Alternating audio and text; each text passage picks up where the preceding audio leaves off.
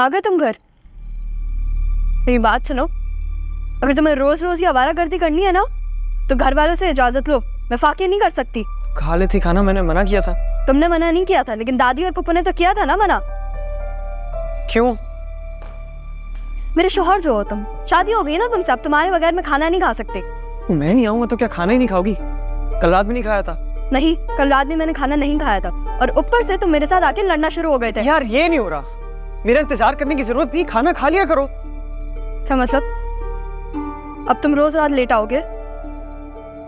पता नहीं, ये क्या बात हुई? मेरा दिमाग खाना बंद करो। मैं तुम्हारा दिमाग खा रही हूँ? इससे बेहतर तो तुम शादी से पहले थे, कम से कम अपने कमरे में तो रहते थे तुम। मैं अभी भी अपने कमरे में ही हूँ। हाँ, आपने यहाँ कब्जा किया हुआ है, कब्जा करो।